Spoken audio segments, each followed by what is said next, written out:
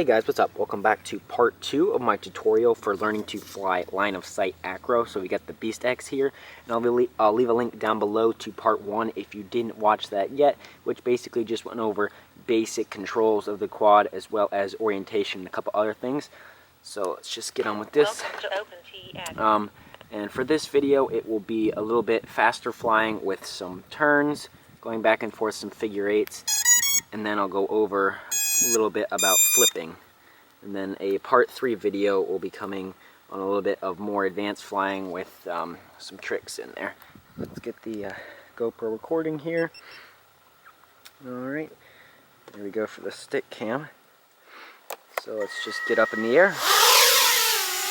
This is basically where we left off with part 1, just sort of flying around, doing some turns, turning. Basically just doing a square like this.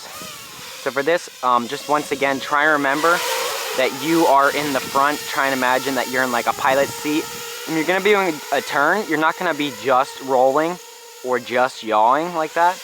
You're going to be coordinating them together. So if you see, if I left yaw and left roll with a little bit kind of like a diagonal here, if you see that, it starts to bank it and make a nice smooth coordinated turn. And you're going to find that once, because we're in acro and it doesn't require constant movement on the stick, once you set the angle, you're going to need hardly any stick movement besides your yaw to keep the turn going. You can see just a little bit of bank and just yaw. Less and more yaw will make the turn wider, and as you increase the pitch and yaw it together, you can see it'll make the turn tighter into a funnel, which is what this is called here. And of course, since you're tilted over farther, you're going to be needing more throttle, so you're going to have to adjust your throttle accordingly. And if you apply too much yaw like that, you'll see you'll just spin out before then. So you kind of have to find the right balance there. So basically just go forward, do a turn, go straight, try and do a turn, and just try and do that. Do like a oval.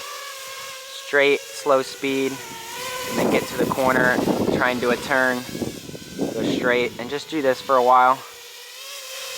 Try and get the turning down so you understand how if you don't use yaw like that, or I mean the bank, if you only use yaw, you're not going to get the turn, it's just going to spin out of control. And so when you're tilted, say you're tilted like this, when you yaw, it's going to not be affecting it. You're going to have to constantly be adjusting it, which once again, knowing your orientation and which is the front is definitely going to help. So after you've mastered the oval, hopefully, you can kind of start doing a figure eight. So basically just do the same thing.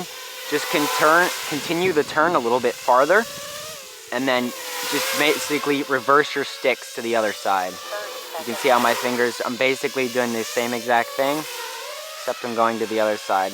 You can see I'm kind of having to use some back pitch sometimes, and that's just due to the nature of the turn in acro. And then if you can get these down, just try and go a little bit faster.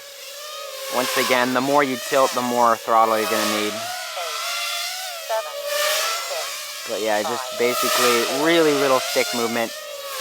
But once again, depending on how you how your race is set up, you're going to need less or more. So there we go with that. So yeah, and then you can just try and do them towards you, the ovals like that. Once again, just straight, and then turn, straight, turn. Just using your yaw to point you, and then using your roll and pitch to just smooth it out and keep it going the right way. Because the less you're tilted, the more yaw will have a roll, but the more you're tilted, the less yaw is going to have a roll. So if you're flying around at super high tilt, you're going to need more roll and less yaw to make turns.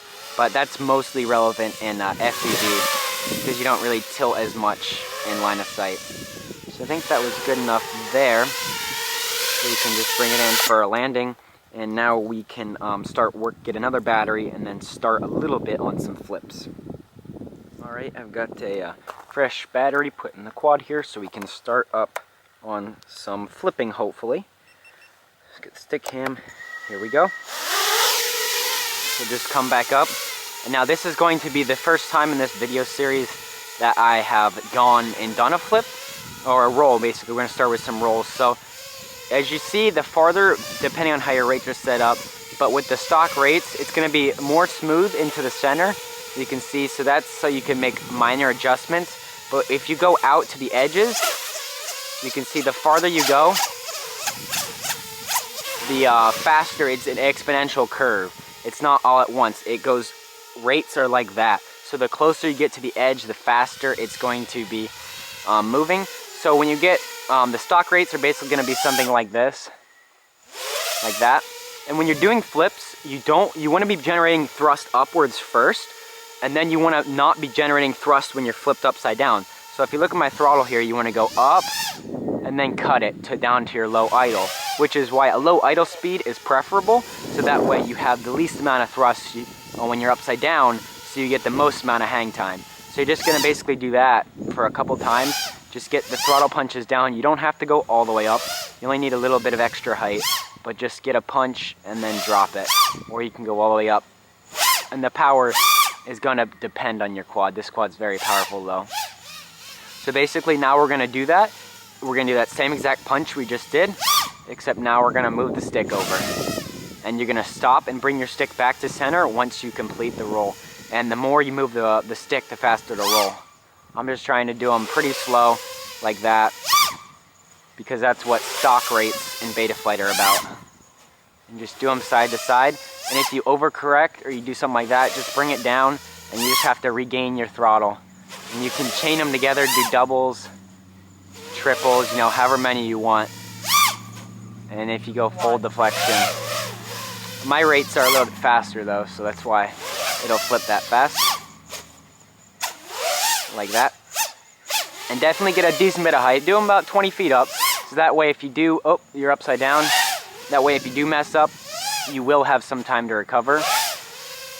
And also this is a big part if you set up like a safety switch, so it'll go back into auto level. Make sure you have your finger ready on that in case you need to bail out. And it'll auto level and save you here. So there we go. So next, then you can just do the same exact thing.